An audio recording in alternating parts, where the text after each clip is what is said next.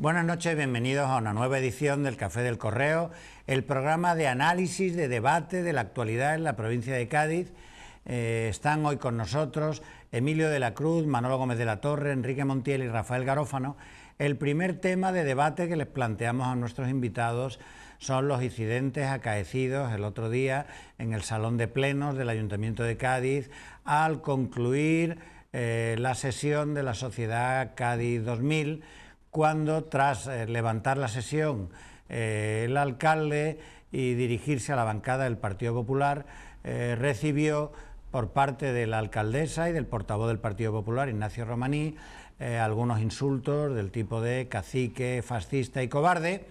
Eso ha provocado una reacción por parte de Podemos, ha despertado el interés de los medios de comunicación de toda España ante esos incidentes del Pleno, y el alcalde ha convocado para mañana viernes un pleno donde pretende reprobar a Teófila Martínez y a Ignacio Romaní por los insultos que le dirigieron al concluir la sesión de días pasados. Bueno, empieza Emilio. Bueno, yo en principio quiero decir que estos acontecimientos no gustan nunca del lado de quien venga. También entiendo, y cada vez más por la crispación general que estamos viviendo en todos los asuntos de ámbito nacional y de ámbito también local, que sea más difícil la contención, ¿no? Pero evidentemente el Partido Popular no puede entrar en esa dinámica, porque es una dinámica que le está dando un juego a una formación en la cual se mueve muy bien en esa línea, que creo que es darle una cancha no merecida, ¿no?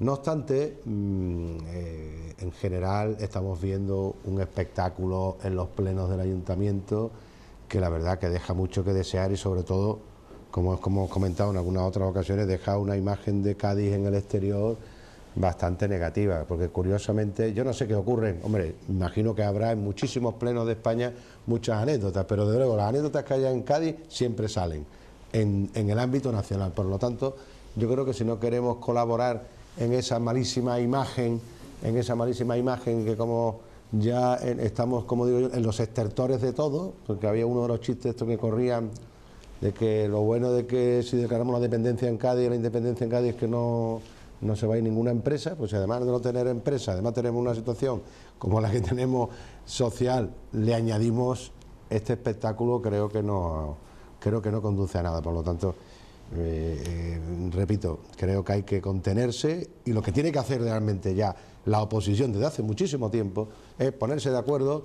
Si quieren cambiar la ciudad, si quieren darle un nuevo giro a la ciudad, pues que den el paso Ciudadanos, el Partido Socialista y Partido Popular, y hagan una moción de censura. Sí, pero aquí habría que hacer historia, ¿eh? Hay que hacer historia. En primer lugar, el incidente más grave que se ha producido, el más grave, es una amenaza directa a Fran González por parte de gente de Podemos que estaba en el público, que fue una amenaza directamente: llévate, que te guarden, que llévate guardaespaldas porque te puede pasar algo, que es una amenaza típicamente fascista, si se me permite la expresión. Además de eso, apareció el váyase usted a hacer puñetas, señor alcalde, que es anterior a este último desahogo, digamos, de la bancada popular, que claro, que es muy fuerte realmente, y será muy fuerte para quien se ha considerado toda la vida un antifascista a la paz, que le digan fascista. Eso también. Entonces yo, que evidentemente no estoy aquí para dar consejos, y no me lo va a pedir el alcalde de Cádiz, si me lo pidiera, le diría: mírese usted bien, porque algo está pasando aquí cuando están pasando estas cosas en el Pleno. Es decir, usted debe trascender la figura del alcalde, presidente del Pleno, representante de la totalidad de la ciudad. Algo están ustedes haciendo mal para que se estén produciendo estas cosas, ¿no? Porque no creo yo, que Teófila, a la persona a la que conozco bien, le salga de pronto llamarle fascista a nadie, ¿no? Yo creo que algo se está haciendo muy mal en este pleno, en este gobierno, en esta ciudad, para que no solamente sea ya este caso concreto, sino los otros casos que he citado y otros que no he citado que en su momento podía citar realmente. Rafael. Bueno, yo quiero recordar los largos años de mandato del Partido Popular antes de hablar de este acontecimiento, porque se sigue reiterando que el PSOE es el que mantiene y tal y cual.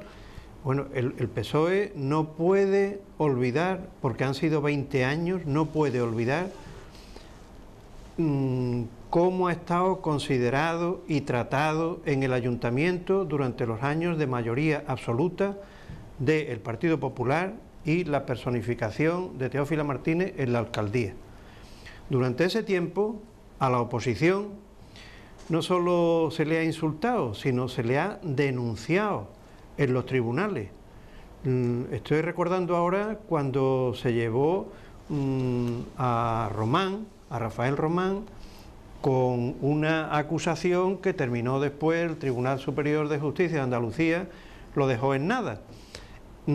Era una actuación política de rodillo, de desconsideración, de ninguneo continuo y tremendo, durante 20 años, durante 20 años. En ese tiempo, aun teniendo la mayoría absoluta, hemos visto a la irascible Teófila Martínez, a la muy irascible Teófila Martínez, teniendo la mayoría absoluta y teniendo la alcaldía y por tanto políticamente pudiendo hacer y deshacer como lo hacía, en un trato muy degradante a la oposición. Ahora nos encontramos que ha estado un tiempo callada detrás del portavoz y el Partido Popular ha estado en una situación de contención hasta que ha empezado, desde mi punto de vista, a probar de su propia medicina. Y dicho todo lo cual, yo no soy partidario de las reprobaciones, entre otras cosas porque la reprobación no lleva ninguna consecuencia ni política, ni jurídica, ni administrativa, ni siquiera de régimen interior del Pleno, ninguna. Y que es un asunto que tiene una condición como de gravedad pensando en los medios de comunicación, y nada más, pensando en los medios de comunicación. Así que, lo primero,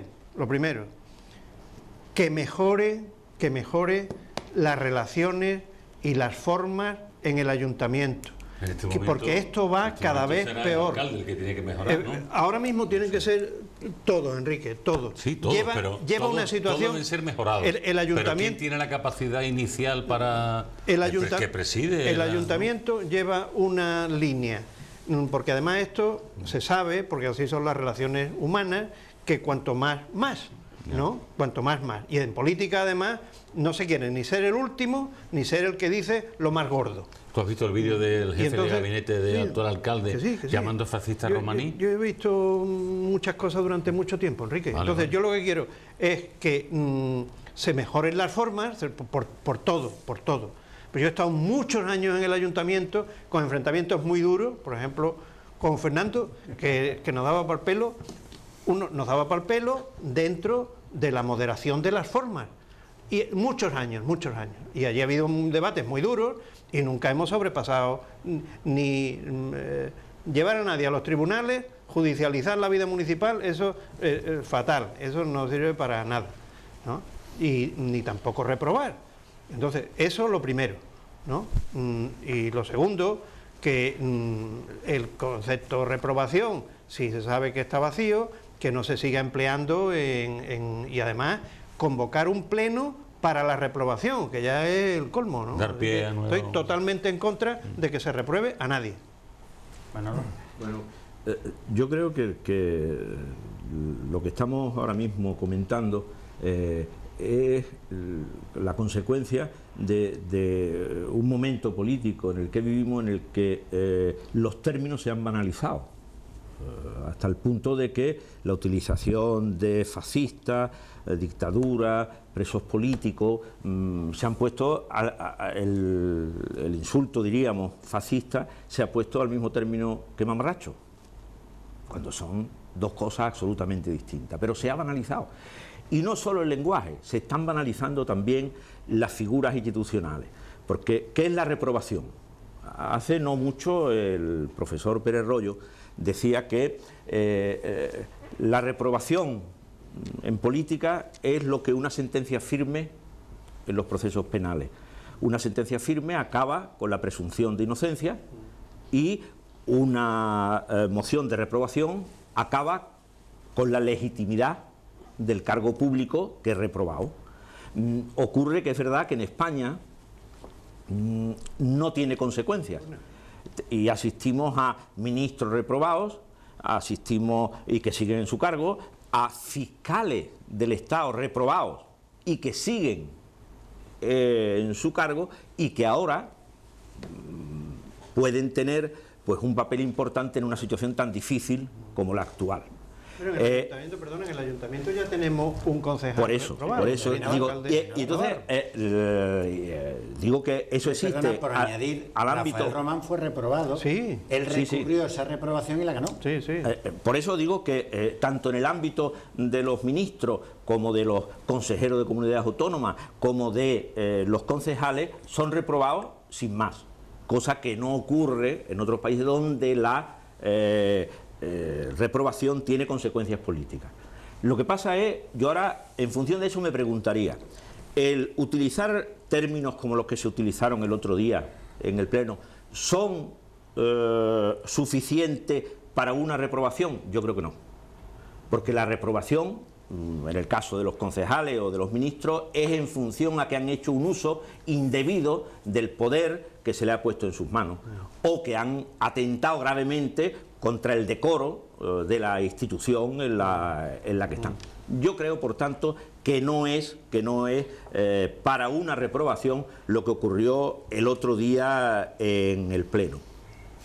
Sin embargo, ha servido para que mediáticamente esto haya tenido una gran repercusión y sirva para que ahora el alcalde convoque un pleno para seguir alargando este tema, que yo creo que debiera ya haber tenido como consecuencia una petición de disculpas por parte de quien utilizó esos términos, máxime cuando se ha sido una persona alcalde durante 20 años, y eso no le quitaría ninguna dignidad, sino que al contrario, bueno, pues la situaría en el terreno, diríamos, de los mortales. Y, sin embargo, se ha perdido la ocasión de que en toda esa trifulca nos olvidamos para qué estaba convocado ese acto, y se podía haber hecho público ahí el alcalde, en vez de agarrarse al tema que para mí, con la importancia que pueda tener y el deterioro institucional y personal que pueda tener quien utiliza esos términos, para haber hecho público la sentencia que sobre un tema similar al de Cádiz, la municipalización de servicios, ha habido en Alicante, donde se ha sentenciado en contra del contencioso administrativo que había presentado el delegado del gobierno, diciendo esa sentencia que se puede llevar a cabo la municipalización porque no es más cara, es más barata, y se puede subrogar personal de las empresas que estaban subcontratadas en relación a los ayuntamientos. Y eso lo dice una sentencia que ahora podrá ser recurrible, pero que en el tema que nos ocupa hubiese sido mucho más interesante haber orientado el debate por esos términos, porque es lo que hoy está generando inquietud y está generando que haya gente en los plenos que esté nerviosa, por supuesto, etcétera, mucho más que, ya digo, haber seguido con la importancia, con el tema que para mí, digo, que obedece al tema de esas banalizaciones y de esos pronto, que el otro día incluso en los vídeos se veía pues que eran personas enrabietadas en ese momento y que proferían términos que no son los adecuados. Fernando, es lo siguiente, que esto sea el punto final, que no sea un punto y seguido, Es decir, este tipo de cosas, de conducta, de exabrupto, de enfado, de manera de entender las relaciones políticas, no pueden darse, no deben darse. Están representando todos a todos los gaditanos, y los gaditanos no se merecen, ni los gaditanos ni nadie, no se merece que sus representantes monten este espectáculo. Váyase usted a hacer puñetas.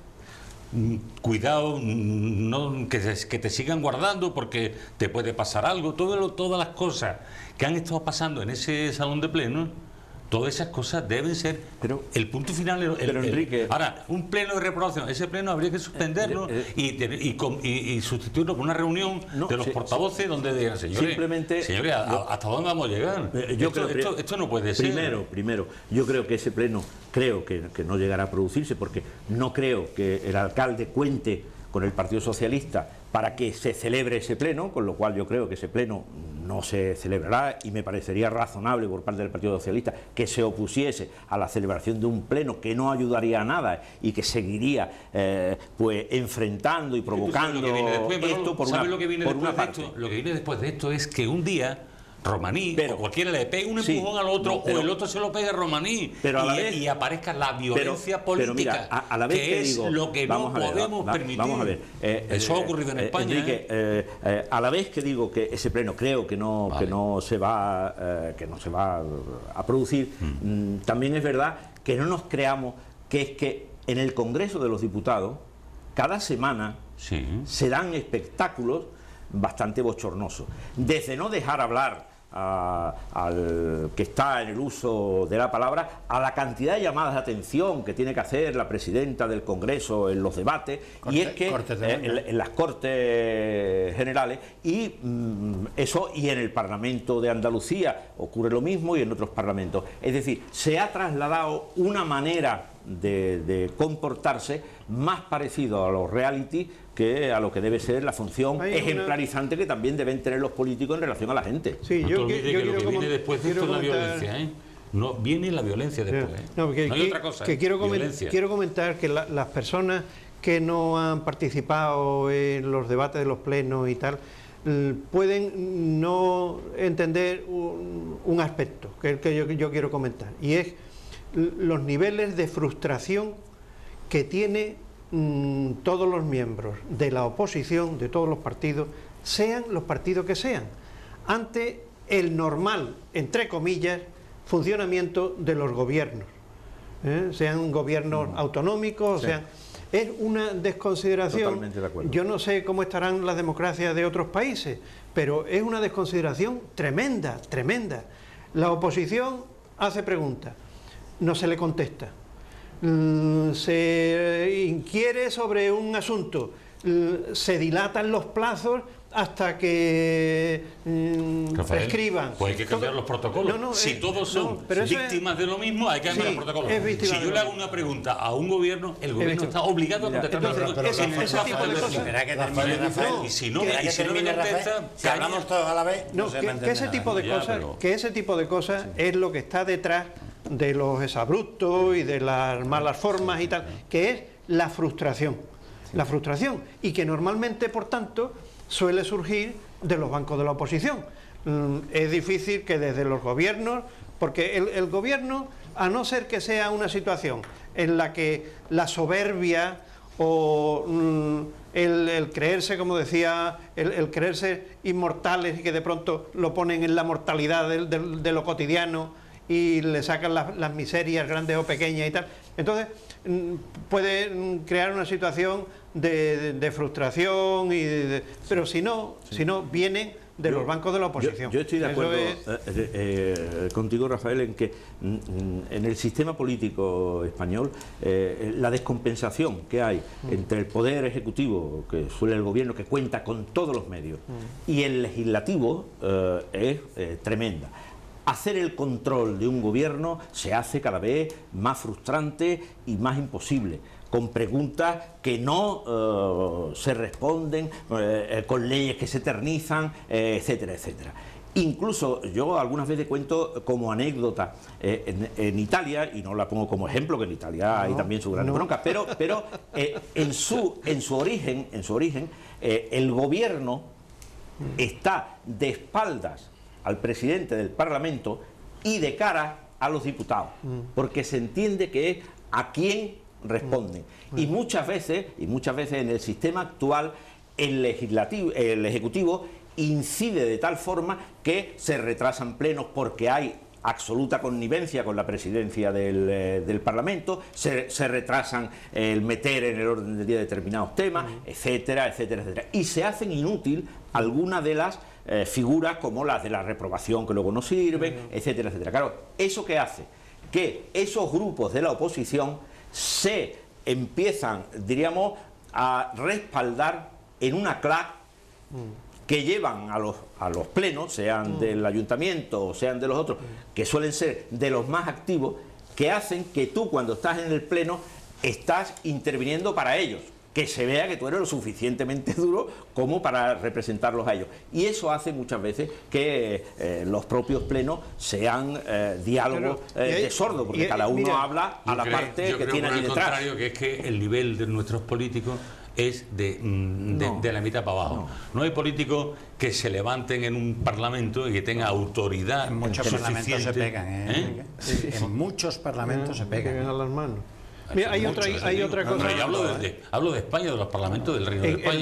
Yo creo que ahí debe haber políticos que tengan autoridad ante el propio Parlamento y ante la gente, que se levante una voz, aunque no estén en el gobierno, tengan una voz autorizada. A veces autoridad ante tu propio grupo. Claro. Para que en los plenos municipales, como entonces, sabéis, como se da todo va una para situación. abajo, Que comento que en los plenos municipales se da otra situación que dificulta todavía más, ¿no? Que el alcalde, que está fuera de la bancada, incluso físicamente, teóricamente da la palabra a uno, a otro, y tiene un papel como si fuera un presidente de la corporación ajeno al debate. Sin embargo, es juez y parte, claro, es decir, es un voto más del banco correspondiente del gobierno, del partido del gobierno, y eso le lleva a que le resta neutralidad. Claro, no tiene una neutralidad, y el otro día lo que hizo que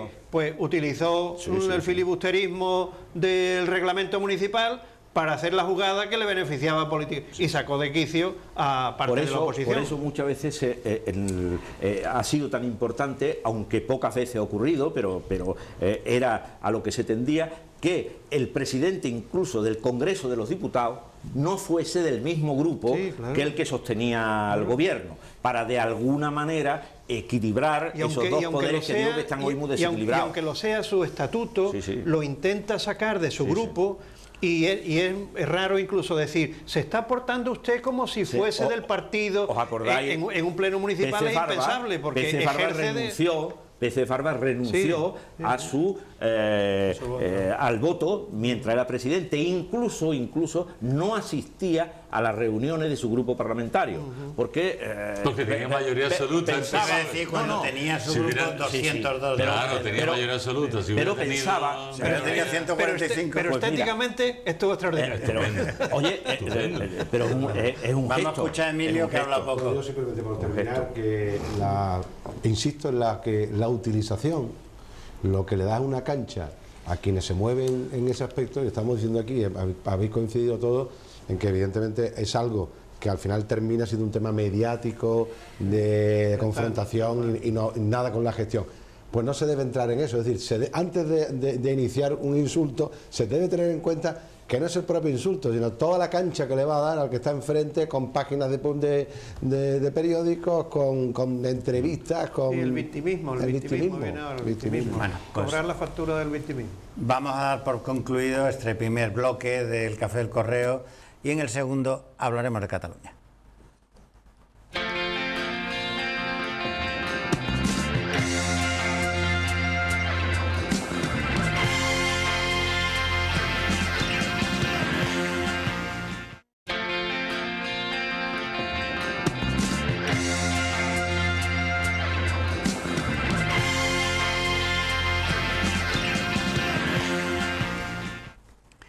Continuamos en el Café del Correo. Recordamos que están hoy con nosotros Rafael Garófano, Enrique Montiel, Manolo Gómez de la Torre, Emilio de la Cruz. Con ellos queríamos hablar de un tema que es imposible evitar en cualquier tertulia de carácter político y de actualidad en cualquier rincón de España, que es la crisis provocada por el intento de secesión de Cataluña del conjunto de España. Se puso en marcha por parte del Gobierno la aplicación del artículo 155 de la Constitución española, se constituyó en el Senado la comisión correspondiente, se dio el trámite de audiencia preceptivo a la Generalitat, y en el camino de la aplicación de este artículo muchas voces incidieron sobre el presidente de la Generalitat al efecto de que convocara unas elecciones para intentar parar la aplicación de este artículo, que venía de una manera o de otra a intervenir en todo o en parte las competencias, los servicios y las funciones que ahora mismo lleva a cabo el Gobierno autonómico de Cataluña. Y eso, pues, de alguna manera, esa especie de juego de mus o de póker que estaba jugando el Gobierno de España y el Gobierno de la Comunidad Autónoma de Cataluña, va a tener un receso mientras dura todo el proceso electoral catalán, y al menos durante los próximos 3 o 4 meses todas las miradas irán hacia ese proceso y a lo que pueda salir de ese proceso. Bueno, ¿quién empieza? Yo si tuviese que hacer una primera página de periódico, lo titularía alivio, puntos suspensivos, y pequeñito abajo, temporal. Es un alivio porque la tensión de lo que se llamaba el abismo era doble, era por los que estaban en el abismo y por lo que estaban en situación de tener que gestionar después de la caída del abismo, ¿no? Claro, esto en el común de los ciudadanos que están detrás de las opciones políticas, seguro que habrá algunos que no se aliviarán, sino que tendrán cierta frustración. Es decir, lo que tendría que haberse dado el paso adelante y tal y cual. Pero, sin embargo, los gobiernos correspondientes, tanto el de Cataluña como el de España, los miembros de ese gobierno, el colectivo apegado a ese gobierno y que en lo personal tendría que hacer las funciones de gestores, también estarían temblando por lo que le podía venir, ¿no? No es la declaración del 155, no iba a ser una playa, ni mucho menos. Iba a dar un alegrón a ciertos sectores de la población, pero de esos sectores de la población habrían unos con nombres y apellidos, que serían los encargados de ejecutar, y esos también estaban temblando, porque el tema era complicadísimo, con una cantidad de posibles variables y de imprevistos tremendos que no se sabía. Así que yo creo que esta actuación también provoca algunas preguntas. Yo tengo algunas preguntas que ya están planteadas, ya se me plantean y que no sé contestarlas, ¿no? Por ejemplo, en estas nuevas elecciones que se van a convocar inmediatamente, ¿puede algún partido político en Cataluña llevar en su programa político actuaciones como las que se han llevado hasta ahora? Es decir, no ya la proclamación de la independencia, sino pueden llevar los programas políticos de cualquier candidatura a las elecciones actuaciones que vayan a la secesión. Es una pregunta que a mí me surge y que no tengo contestación. ¿Por qué? Pues porque vimos que en el País Vasco algunos partidos políticos que llevaban en su programa la secesión fueron inhabilitados, suprimidos, ilegalizados. Entonces, pues yo no sé en qué circunstancias se darían si en Cataluña sucede una cosa parecida, ¿no? Bueno, yo cuando tú estabas hablando del MUS, en ese mismo momento yo estaba pensando, digo, bueno, esto se puede interpretar como barajar. Vamos a barajar otra vez y a ver qué sale en esta nueva partida de cartas. Pero inmediatamente he pensado las siguientes cosas. Hay centenares de empresas que se han ido de Cataluña y no van a volver. Hay los bancos más importantes que se han ido de Cataluña y no van a volver. Hay una fractura social que está ya hecha. Han venido trabajando mucho tiempo en esa fractura social y ya está hecha. Luego, esto no va a ser lo mismo. Ya no va a ser lo mismo. No, yo creo que no va a ser lo mismo. Muy bien. Bien. Lo que tú has dicho de... Hombre, Esa primera pregunta. Exacto. Y tú planteas una segunda. No segunda en orden. Otra pregunta, Sí. que yo también la tengo y es muy importante. ¿Cómo va a estar el electorado después de vivir lo que acaba de vivir? ¿Qué electorado va a haber ahí? ¿Cuál va a ser los resultados de esa población que ha visto el abismo, ¿no? Y otros que va a estar frustrada porque pensaba conquistar los cielos, ¿no? sí. Bueno, entonces yo continúo. Estas nuevas elecciones las va a organizar un gobierno que ha estado directamente involucrado en crear aunque sea virtual, una legalidad virtual, una legitimidad virtual que se basa en las llamadas elecciones ilegales del 1 de octubre. Eso es muy serio. Es decir, Luego, ¿cómo va a gestionar la que viene? sí, por esa razón yo soy partidario de que pese a todo, si fuera posible, se aplicara el artículo 155. Vale. Pese a todo. Sí, si fuera legalmente posible. Claro, los que están enfrente también juegan, ¿eh? Ahora, Yo creo que debe ser posible. yo no lo sé, no lo sé. Yo tengo dudas, no lo sé. No soy un purista. Estoy convencido de Sí. que no va a ser posible. Simplemente la preocupación, que yo también la tengo, la pongo en el orden de las preocupaciones. ¿Cómo va a gestionar un gobierno que ha hecho lo que tú dices? Va a gestionar unas elecciones que sean en igualdad de condiciones y cumpliendo todas las legalidades. Claro, porque No, un momento, Emilio, termino yo rápidamente, porque me gustaría también que nos fuéramos cortos y habláramos mucho más todos. Yo sobre este... ¿Por qué? ¿No? Digo que me gustaría que fuéramos cortos, pero tú no Bueno, dejas. he sido muy breve, ¿no? He sido muy breve, yo creo que he sido breve, ¿no? Bueno, ha conseguido casi que se me vaya la idea. Estos son los trucos de los viejos políticos. No, yo lo que me gustaría decir de verdad es lo siguiente, que confiamos en el electorado. Es que yo no tengo nada más que... Yo soy un hombre de fe, con lo cual, como soy un hombre de fe, para mí es muy fácil tener fe. El problema para los que no tienen fe en nada, pues es muy difícil tener fe. Yo tengo fe... Creemos en los médicos. No, ni en los médicos.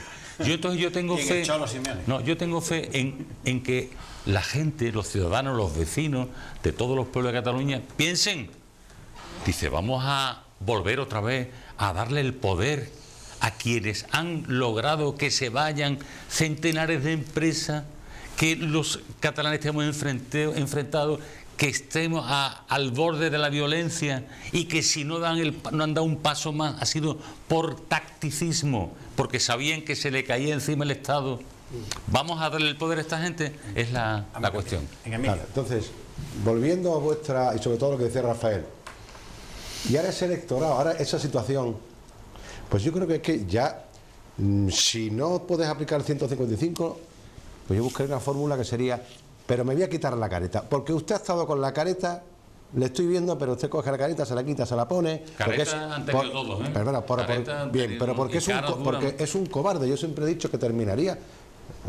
Tengo testigos desde hace ya un mes que digo, elecciones, digo, ¿por qué? Porque es un cobarde, lo he dicho aquí, es un cobarde. Entonces, estos, por mucho que quieras, que además ya su mujer las 2 veces la ha enviado a su Rumanía, por si acaso, está claro que es que eso lleva una componenda alrededor de gente que vive, claramente, que decir, que vive de eso. Entonces, Manolo, un segundito, pero las nuevas elecciones no frenan los procesos que hay en marcha judicial. Perfecto, eso por supuesto. Cuidado, ¿eh? Eso por supuesto. Me encantaría además Cuidado. que No, es unas que eso no lo elecciones frena, ¿eh? llegara un coronel de Guardia Civil y lo detuviera porque tiene que ir tener o que lo ensayar para... inhabiliten a todos los que han firmado un papel de sedición. Yo creo que aquí lo que no puede ser es que ya Mariano Rajoy ya no puede esperar más. O sea, ya, vale, yo no quiero hacerlo, voy a ver qué hago. Ha cogido a Ciudadanos, que se ha convertido en la extrema derecha en la campaña, magnífico, que le viene hasta bien a Ciudadanos, porque ya el PP en determinados temas ha visto el propio electorado blando. Ha conseguido ser hasta un hombre de Estado o medio de Estado a Pedro Sánchez, que estaba... Coño, ¿qué más quieres? Entonces, quiero decir con esto, que a pesar de que haga unas elecciones... ¿Por qué?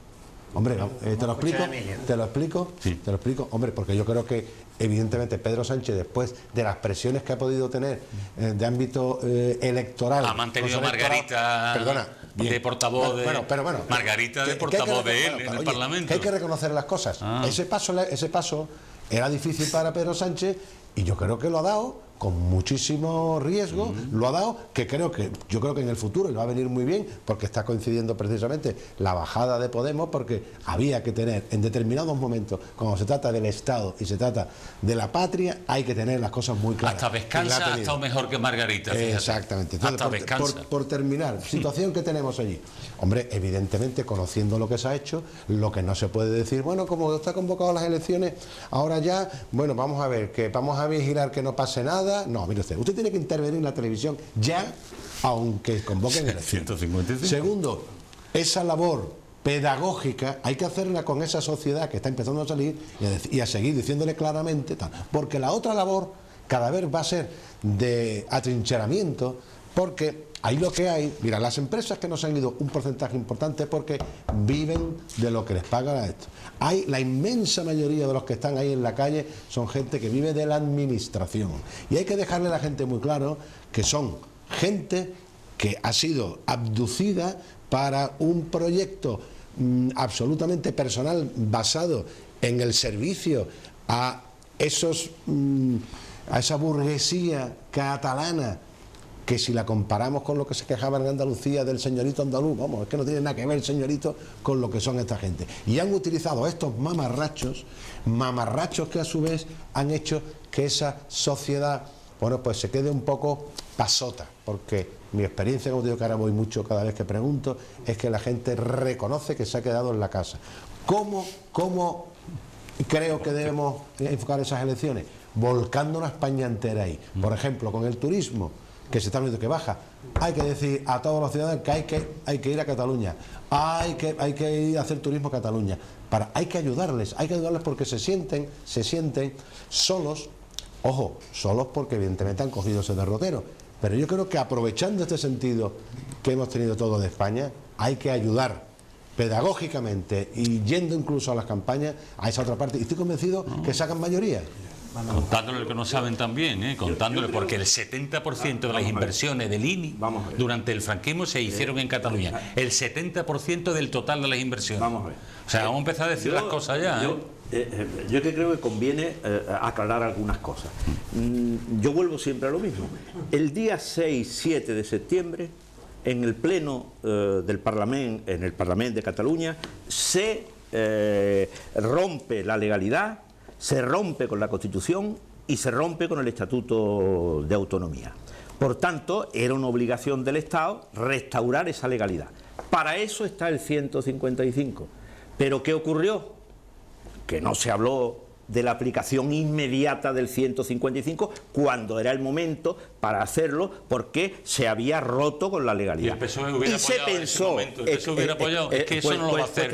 Eso no hace un gobierno en minoría nunca. Te voy a decir una cosa, Enrique, te voy a decir una cosa. Nunca. Enrique, yo creo que está dando muestra de lealtad institucional y de responsabilidad institucional el PSOE, como estoy absolutamente convencido yo, que si fuese a lo contrario, el Partido Popular, el Partido Popular no lo haría. Pero no se hizo. ¿Y por qué no se hizo? Porque no tenía el apoyo del PSOE. No, y porque, vamos, ahora la culpa la tiene el Partido Socialista. Tenía la mayoría absoluta en el Senado. Pero voy a más, Enrique, voy a más. Explico el hecho. No se hizo porque el gobierno creía el Estado que tenía los instrumentos suficientes para impedir la celebración del referéndum del 1 de octubre. Y ocurrió que el 1 de octubre fue un fiasco del Estado en relación a una parte de su territorio. No fue capaz de imponer la no celebración de ese referéndum. Fíjate si lo impone. Fíjate si lo impone. Bueno, pues no fue capaz. Bueno. No, tendría que haber sido muchísimo más eficaz en el planteamiento del dispositivo que se hizo y no dejarlo todo a las porras. Entonces, pero voy a más.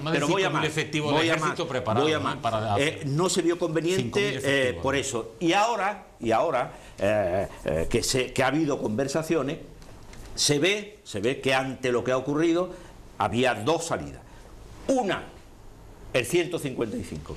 Pero el 155 tiene muchas complicaciones. Yo solo voy a poner un ejemplo, salvando muchísimas distancias. En mayo del 2012 se hace en Andalucía un gobierno de coalición. A Izquierda Unida le corresponden 3 consejerías. Yo, que formé parte de esa historia, puedo decir hoy que a nosotros nos costó más de un año enterarnos de los entresijos de nuestra propia consejería, y no teníamos la animadversión que van a tener los que implanten el 155 en Cataluña. Nunca fue fácil, nunca iba a ser fácil. Decretar el 155 es fácil. Hacerlo cumplir en el día a día es muy difícil. Ni era fácil lo primero ni lo segundo. Y os voy a decir una cosa. En el célebre pacto que hace Aznar con Pujol, el meollo de la cuestión estaba en que cedió Aznar en que el Estado se fuese de Cataluña. No lo creo. Y el Estado no está presente en Cataluña. No lo creo. Y le va a costar mucho trabajo estar presente en el día a día ahora. Y eso es alguna de las consecuencias que se tienen cuando la historia es la que ha sido. Y si era difícil hacerse con los entresijos de una consejería, yo no digo nada lo que es hacerse con los entresijos de una comunidad autónoma como la catalana, con todos los cargos y todos los dispositivos y todo el clientelismo y todo lo que hay. Es muy difícil. Por eso se han acogido y han querido acogerse tanto el Partido Socialista como el Partido Popular, y en eso yo creo que con Rajoy a la cabeza, el ver si unas elecciones salvan la situación, porque es menos difícil que la aplicación del 155. Y cuando se dice, pero es que van a hacer las elecciones los mismos que se han amotinado. No, las elecciones se van a hacer conforme a la ley orgánica electoral que rige en todo el país. Y todos sabemos que durante una campaña son los jueces de la Junta Electoral los que deciden paso a paso qué está de acuerdo con la ley y qué no está de acuerdo con la ley. Entonces, habrá actos que habrá que suspenderlos si es que se opta por las elecciones. Pero hay muchas dificultades. Muchas dificultades. Sí, se me ocurre una cosa. Pero te voy a decir, casi menos dificultades, porque también cuando hay elecciones la presencia en los medios está contabilizada. Y con ser, pues yo digo, si hacer unas elecciones resulta complicado, imagínate hacerse cargo de una comunidad autónoma. Yo termino con una cosa. Lo que no tengo claro, estoy empezando a notar en mucha gente que más que restaurar la legalidad en Cataluña, lo que quieren es ajustar cuentas. Y no se puede ir allí pensando que aquello, la comunidad autónoma que lleva 35 años funcionando, se le da la vuelta y en 6 meses la apaciguamos, hacemos unas elecciones que no habrá problema y eso. Y yo creo que en el resultado de las elecciones dependerá de quién es capaz de hacer valer sus criterios. No puedes olvidar lo siguiente. Lo veo muy pequeño. Resumen que saco de Manolo, a ver si estás de acuerdo. Las elecciones sirven para dar más tiempo para implantar el 155 mejor, ¿no? No, yo lo digo, Manolo, una cosa. ¿Por qué? Estamos hablando de una autonomía que debe casi 70.000 millones de euros al Estado. 70.000 millones de euros. Montoro, y bien hecho, Estado. darle permiso para que le pagasen a los funcionarios. Y me parece bien, porque lo que no va a hacer el Estado, si es responsable, es decir, ahoguemos, porque no estás ahogando a Puigdemont ni estás ahogando a Orgibol Junquera, que van a vivir todos los días. Estás ahogando a los que viven de su sueldo. Y de camino me suicido yo, Estado. Pero no, déjame que te diga. Yo me gustaría una cosa que en este totum revolutum que viene siendo esto, hacer una defensa de la lengua, del catalán como lengua, ¿no? Las lenguas son inocentes. Los que no son inocentes son los hablantes.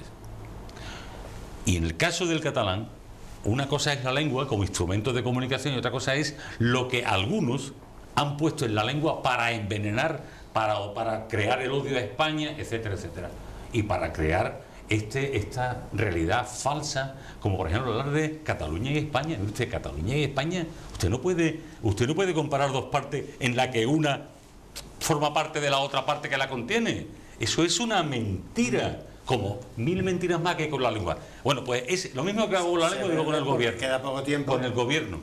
El gobierno que ha hecho estas cosas es un gobierno que está legitimado para convocar elecciones y para poner el Estado, que es representante del gobierno, al servicio de la limpieza del proceso electoral.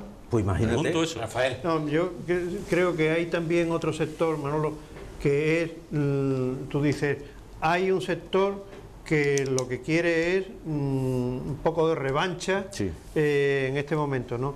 Pero yo creo que hay otro sector que es la radical desconfianza, de el gobierno y las organizaciones políticas que han llevado aquí, claro, si siguen siendo mayoritarias, ¿por qué van a cambiar un ápice? Mira, y no será, sí, incluso con una frustración añadida peor? Por supuesto, Rafael, que esa desconfianza, claro que la tenemos. Si acaban de hacer 2 plenos en el que se han saltado toda la legalidad. Pero acordaros, porque es que este país es un país complejo. Cuando se fue a crear tanto los Mossos como sobre todo la había una grandísima desconfianza de crear un cuerpo que no se sabía si iba a ser infiltrado por la propia ETA. Luego se demostró que fue un grandísimo acierto porque contribuyeron, y de qué manera, a acabar también con el terrorismo. Y en cuanto al tema de las elecciones, hombre, pues yo creo que, visto lo visto, no podemos dar por hecho que la gente no se va a mover en su voto.